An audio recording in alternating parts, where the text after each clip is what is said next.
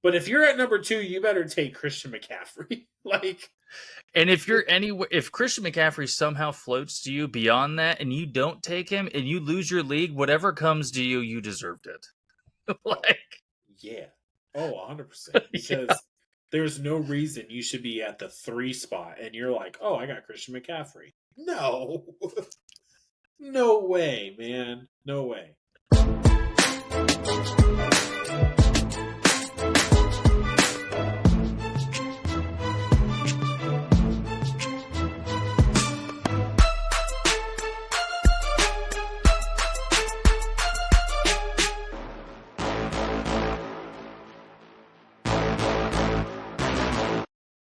Hello, everyone, and welcome to the Beardzone Sports Talk. My name is David. I got Scooter with me tonight. Me and him are kind of riding this episode solo. Theo, he's got some stuff going on. Carlos, man, he's living his best life right now. He's up in Chicago. Vacation. Yeah, vacation, taking pictures, going to Wrigley Field, seeing the Cubs, play. But it's gonna be me and Scooter tonight, and we are gonna be breaking down the top 5 running backs. Our top 5 running backs going fantasy wise going into this year. There's a lot of shuffling going on this year with the running backs, and it should be interesting. So I'm very excited to see your list. So why don't you go ahead and do us the honors and kick us off? Who do you got at your number 5 spot, Scooter? Before I get to that, though, and I think we need to acknowledge the fact that this fantasy football year and football in general, as we watch this play out, the free agency market for the running backs absolutely shaped things up. And especially my list. To kick it off, though, I got Jahmyr Gibbs at number 5 on my list. And I know it's kind of strange for some people, but if you watch the way he played last year as a rookie, just dominated. He had a bunch of all-purpose yards and touchdowns and key swing routes off for Jared Goff. It's hard to count him as a primary back, but also he could be because he's got the age, he's got the youth on David Montgomery, and Montgomery's no slouch either. He's that guy who's going to get you 3 yards. But if you need a burst down the field or a good reception running back, dual threat guy out of the backfield, Jahmyr Gibbs, to me, does it. And the way the Detroit Lions are doing now and how I feel like they're going to do this year and down the road even a couple of years with Jahmyr Gibbs, I think even if I'm not a dynasty football guy, but if you haven't picked him up or you haven't traded for Jahmyr Gibbs, honestly, I think he might be a steal. And that's why I have him at number 5. I'm not mad at that pick. I'm really not. Jahmyr Gibbs was definitely someone who I was kind of keeping my eye on as I was making my list of top 5 running backs. I mean, that offensive line and that Ben Johnson offense just complements him so well. And I mean, dude, everyone was laughing. Everyone was like, what are the Lions doing when they made that pick? And, got rid of Swift. And, I mean, dude, it's paid off for them beautifully. So, I mean, I'm not mad at that at all. My number 5 guy, he's a guy who's been around for a little bit. That's Jonathan Taylor. I got him at number 5. A lot of people might have him a little bit higher on their boards this year, but I'm going to stick with number 5 only because the last couple of years, he's only seen a total of 22 games. So he played 11 games 2 seasons ago, played 10 games last year. So the injury bug has been kind of starting to be more consistent with him, and so that does worry me. But the guy is still a beast. I mean, the guy, when he is healthy, he's going to produce numbers. I mean, look at his 2021 season. He had 1,800 yards, 18 touchdowns. I mean, the guy was just lights out. Number 1 fantasy running back for sure that year. And coming into this year, I think that, it's going to be the second year with Stefanski as their coach. I love his offensive scheme. I think that it's going to complement him and Anthony Richardson very well. I think you're more of an O-line guy. I think their O-line is kind of middle of the pack. Maybe, they're kind of subpar. I wouldn't say subpar. I would say they're about somewhere in the 15 mark, maybe 10 to 15, depending on how healthy they can stay. Because they still have Sewell as well. Yeah. Okay. So very true. So, but I think that Jonathan Taylor is definitely one that, hey, if you can get him probably like, I don't know, maybe second, third round, I think that would be a healthy pick. Some people are going to have him going first round, depending on how big your league is. If you have a 12 league, if you have a 12-man league, people get happy with picking running backs and they just get scared. Maybe at like that 10th, 11th, 12th spot, maybe you might see Jonathan Taylor go. So that's why I have him at number 5. It's just that injury, man. That injury bug, gosh, dude, it sucks, man. It sucks all overall. It can destroy your entire year. So Oh, for sure. that's why I And play with a little bit of a caution. So, but let's move on to your number 4. What no, man, is you your got to risk it. My number 4 is Jonathan Taylor, man. You got to risk it. Oh, okay, No, one more spot. All right. no, and you're not wrong. The injury bug did hit him the past 2 years, and you know what? He was fighting for that contract and everything else. And regardless of who you are and how you view Jonathan Taylor, he puts out.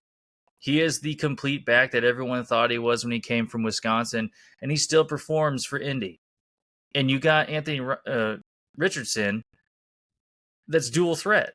It's like you're dealing with a younger version of Lamar Jackson and Derrick Henry. Or if you had Jonathan Stewart and Cam Newton. Think of it that way. And I think Jonathan Taylor absolutely complements that offense, and he no longer has to be the absolute workhorse number 1 for that offense. And I think that's why he got hurt in his first year. So putting him at number 4, JT, I would say 4 is a risk, but I feel solid with Jonathan Taylor in my list on number 4. He's absolutely excellent hands out of the backfield and will get you at least 5 to 20 to 60 yards down the field. In running, I don't know if he still has that edge, but man, he was a hammer runner. He would just run right up the gut of Wisconsin, and you got to worry about Anthony Richardson. Like, I don't know how you wouldn't select Jonathan Taylor. I don't know about first round. I know the I running would say back and later. later, I'm just saying yeah. because we always see there's always that one guy in the first round that's just like, oh, I'm gonna get Patrick Mahomes. Eat Oh it, my suck it, gosh, everyone. I'm gonna win. yeah. So There's always one, always one. It wouldn't be a fantasy league without it. dude. But JT, I mean, he's the guy who can change your team, though, He is. and I think that's why putting him at 4 makes sense. It makes sense. I can't argue with you, but I mean, you know that we love to argue. Of So I mean, course, especially, hey man, we're by ourselves tonight, man. We can hey put them up. So no no mediator for us tonight. So, dude. but my number 4 back is going to be Mr. Bijan Robinson from Atlanta. Got picked last year by the Atlanta Falcons and underutilized. I don't know if that's even Throwing headsets correct. underutilized, man. Yeah. Dude, I people mean, were so pissed. so upset. Arthur Smith did not utilize any of his weapons there in Atlanta at all last year. But the stuff that we saw from Bijan last year, I mean, do you remember some of the aerial, like those overhead, like footages or highlights of Bijan just being able to shift and kind of move up the field almost at will? It was beautiful to watch. And as a fantasy owner, you're looking at that. You're looking at this new offense, this new coaching staff. You have Kirk Cousins now as the quarterback, so you do have a threat in the passing game.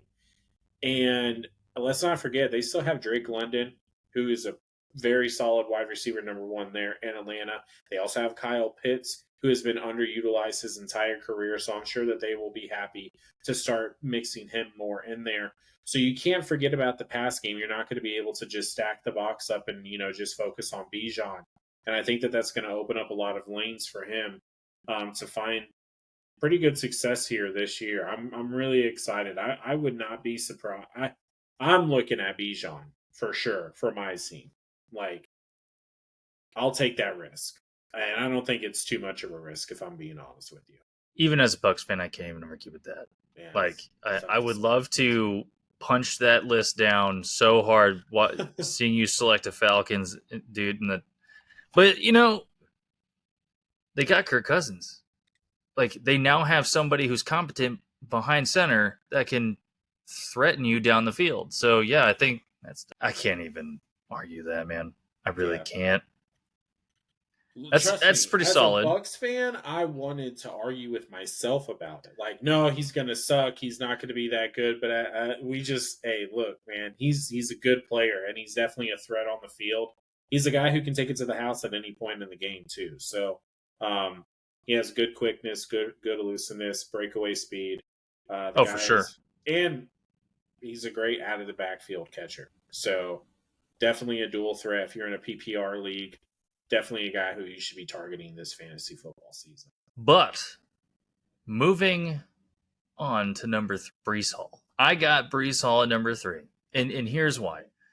Last year, who did you have running your offense for the Jets? Who? Zach Wilson. Oh, yeah.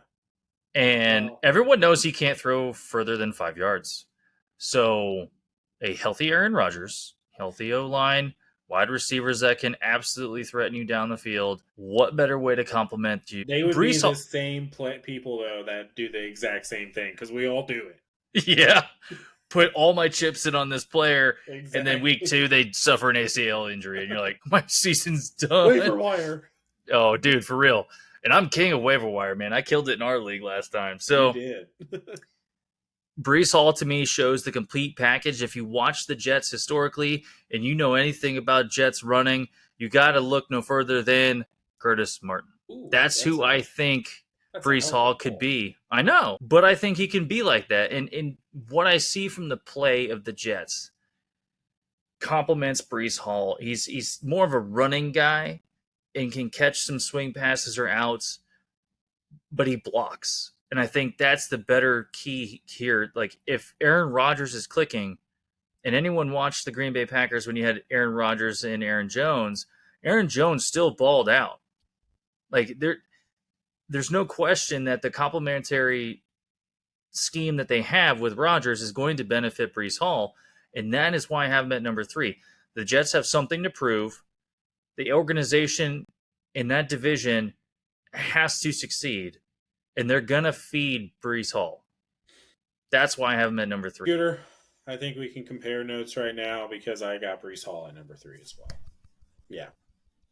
Everything that what you just said. I know that this guy is coming off a couple of injuries. I know that people might be hesitant to get him, but this guy has shown nothing but consistency when he is out there on the field. And I think that this is going to be a year that the Jets wanted to have last year. I think that they can stay healthy this year. Aaron Rodgers is definitely going to be clicking. He has something to prove. He's pissed off. And you don't want to deal with a pissed off Aaron Rodgers.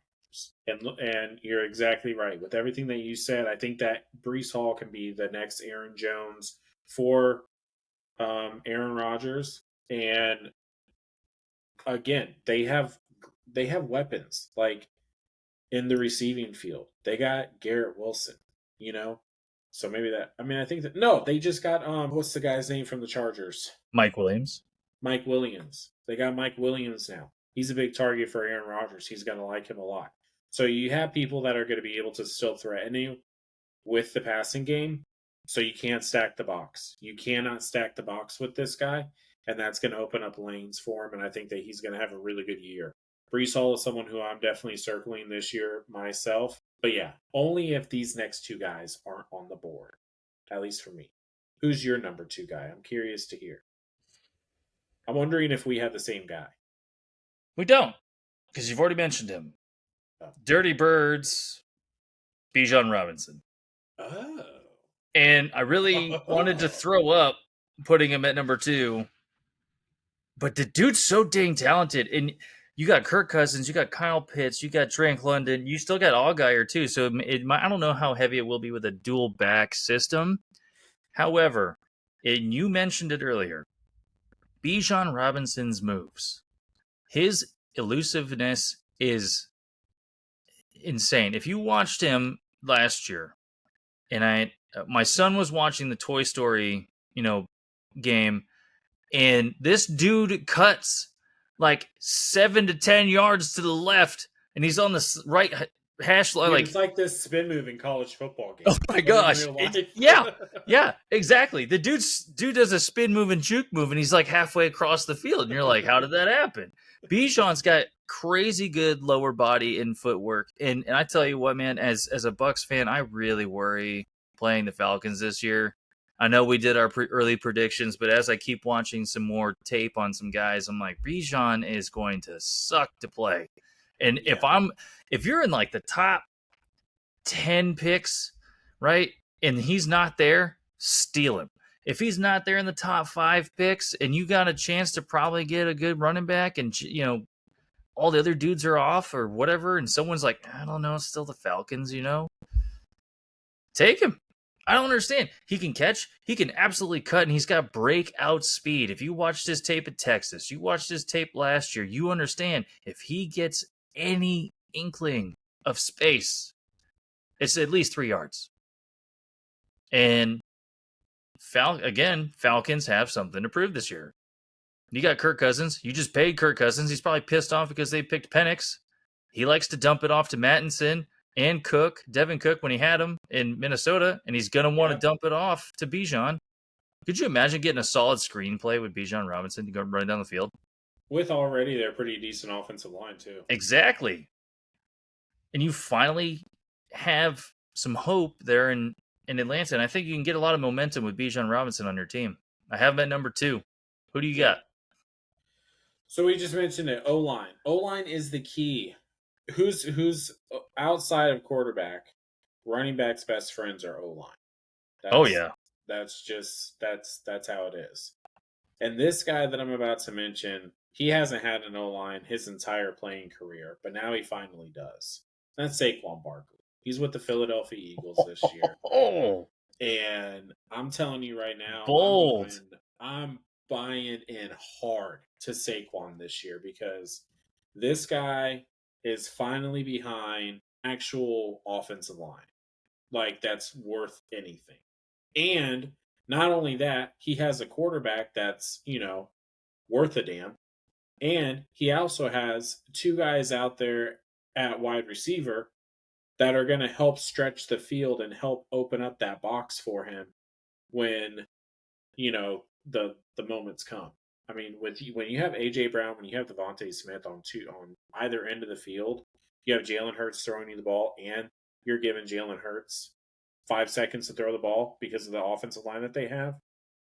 It's just a recipe for success. I think that this team is going to be very good this year, and I think that Saquon is going to have that few Giants kind of feel to him. I would, dude, whatever bets or whatever parlays are happening when the Philadelphia Eagles play the Giants, just put your money on it. Just put whatever it is. $100 Saquon Barkley for at least one touchdown. For at least, minimum. Yeah. Anytime touchdown Saquon Barkley. Just put it on there, especially against the New York Giants. Because especially with the tape that came out with the Hard Knocks and how that whole thing went down. And that organization was screwing him over. Yeah, kind of the behind the scenes of all of that. I think that he's going to be out for vengeance. And I think you've been saying it this whole episode.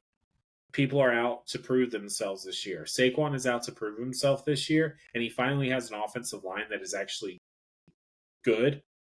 Yeah, they lost Jason Kelce. That's a huge blow.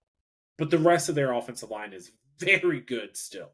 So I don't think that it's going to be a massive decrease in their productivity as far as blocking and everything. They're still in the same offensive scheme. So all of them are comfortable with it. Saquon is the only added factor, and he'll get used to it. I think he's an intelligent guy. I think he'll be able to pick up on the playbook easily. And I think that he's going to have a really, really good year. I'm going all in on Saquon Barkley this year. I'm definitely putting him at my number 2 spot. I don't think anything can get me off of that mark, to be honest with you. But I think we can unanimously say who we're choosing at number 1. Before we do that, the one caveat I would have for picking Saquon that high, which offensive line do you get from the Eagles? So we watched last year. Do you get first half of the season Eagles, or do you get the back half of last season Eagles? I think you get the first half. I think that was a real kick in the tail for him. I don't see them having a continued downward slide. Okay. I think that the Eagles are going to be a team that are They're going to be tough to beat this year, man. They just are. That's fair. But we also have one last pick and one last team to discuss. One more pick. If you were the first pick in the in your fantasy league, who are you taking? Daniel Jones. I'm kidding. I'm kidding. I'm totally kidding. Sam Darnold. Still, All Jameis. No. Oh, no. All joking aside, if you have the number 1 or number 2 pick and he hits in your lap for any reason, yes, you have to select Christian McCaffrey. There is no way, dude, if you pass on him, just take a look at last year or the last 3 years, man. He has all-purpose yards locked down. He's got everything you possibly need. He played quarterback, for Christ's sakes. He can do everything. He was the number 1 pick when he was in Carolina. Now he's in San Francisco, and that has been nothing but pure success. Oh yeah, pure success. I mean, the guy he is a touchdown machine. How many games was it last year that he went with hey, he scored a touchdown every single game? And I'm pretty someone's going to fact check us, but I thought it was every game. No. But it went from the previous year into sometime. Oh, it was 20-something games. It was ridiculous. Yeah. So, I mean, the guy finds his way to the end zone every single game. The guy gets all-purpose yardage on the ground and through the air. And yes, you might have. I would say if there was a bet out there right now that said Christian McCaffrey 2 touchdown passes this season, I would probably put money on it. That he throws? Yeah, probably. Yeah. At least 2, because there always seems to be a couple of times where Christian McCaffrey has the ball and he ends up passing it down the field. And it's usually for pretty good success. But yeah, I mean, this guy, he's everything. He's literally the perfect fantasy player. He can run the ball. He can catch the ball. He scores touchdowns. He stays healthy God, dude, he's just, if you have the number 1 overall pick and you don't take Christian McCaffrey, I mean, you better take just someone really whatever good. The losing if you took guy. CeeDee Lamb, I wouldn't be mad. If you took CeeDee and you were like, all right, I'm going to take CeeDee Lamb, probably the number 1 wide receiver this year in fantasy. Okay. But if you're at number 2, you better take Christian McCaffrey. And if Christian McCaffrey somehow floats to you beyond that and you don't take him and you lose your league, whatever comes to you, you deserved it. Yeah. Oh, 100%. Because yeah. So how far do you think Christian McCaffrey could realistically slide?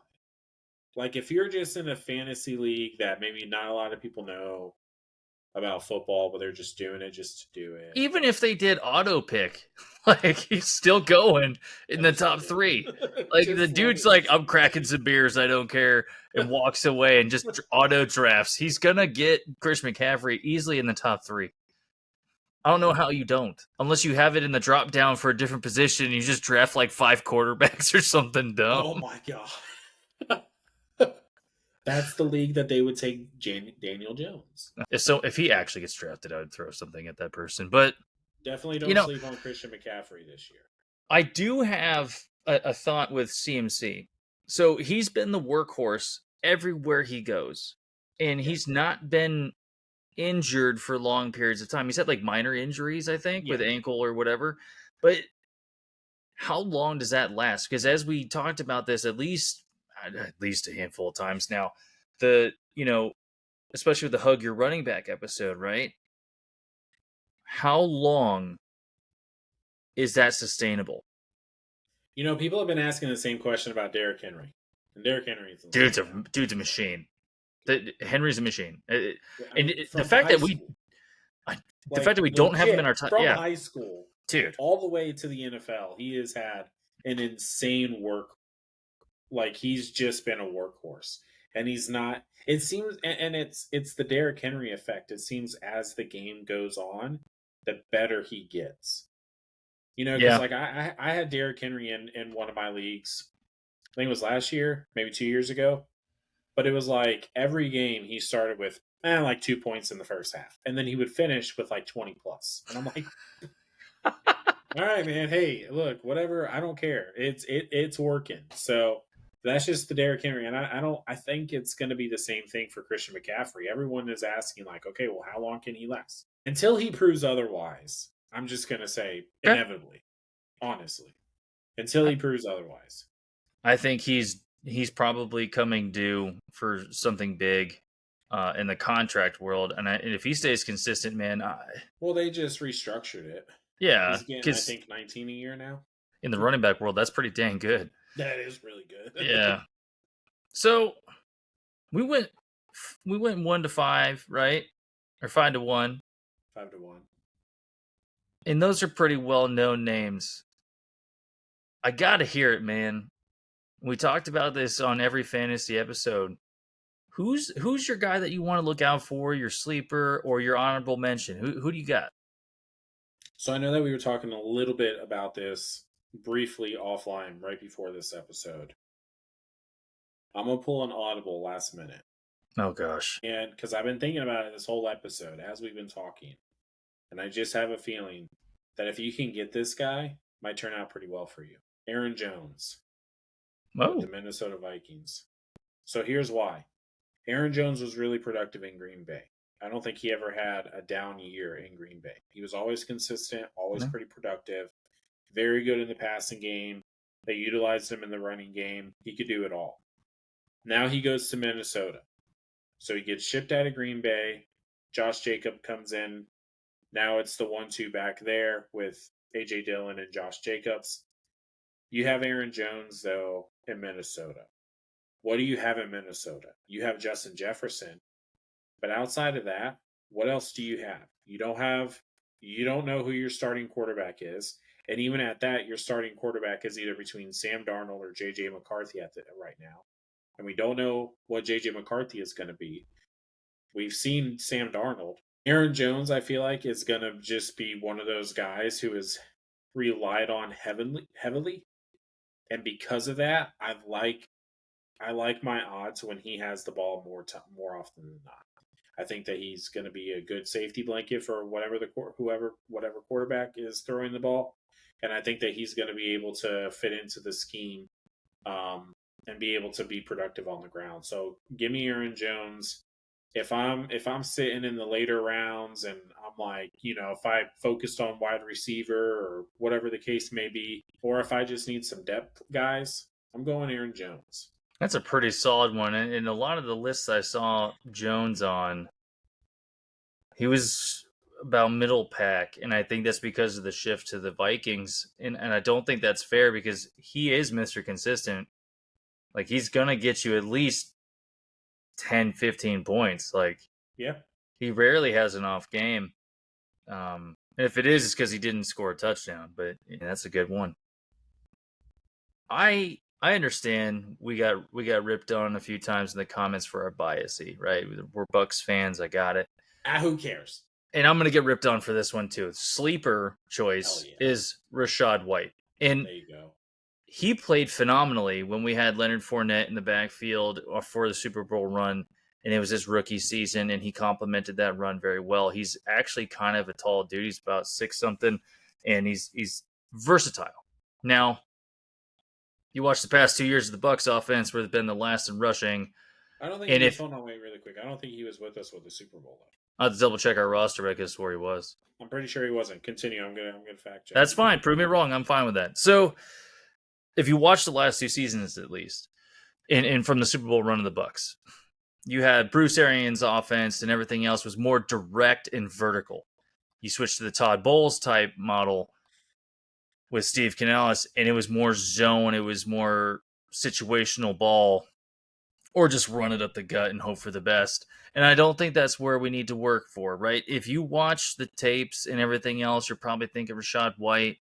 That's kind of a bold pick, or this dude's an idiot. However, if Baker Mayfield is going to end up proving himself in the NFL and lasting further than this contract with the Bucks, or at least the next 2 to 3 years, he has to have a solid running back. And how does he do that, and how does he succeed? With getting solid run with a junior O-line with actual talent that he can use in the front five. And on top of that, Rachaad White does a great play action, and he's absolutely stellar hands out of the backfield. What great safety valve to get an extra couple yards and just dump it off to Rachaad White. He's not going to get you 20 points a game or whatever, but he might give you some consistent flex in the flex position. He's going to give you a couple yards. And on top of that, like, he's a very vertical type runner. And when I say that, vertical in the field, not just standing up. If you watch how he runs, it's very deliberate, it's very burst. Rachaad White is probably a sleeper. He's not your first round or second round pick, but if he falls to the third or fourth or fifth, if he falls to the fifth, I'd be shocked. But the appetite for the Bucs offense and running for the past 2 years, I can understand your hesitation there and why I sound kind of like a nut job. But he's a risk that has a high upside. You watch, if you look at any of the numbers and any of the analysts and lists and stuff, he sits about 12 to 13 on the overall running back pecking order, man. He's got a high ceiling and kind of a high floor. Yeah.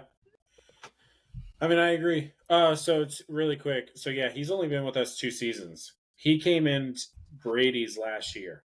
Okay, so I was wrong on the Super Bowl run then. Okay. Yeah. So he came in Brady's last year, but here's something.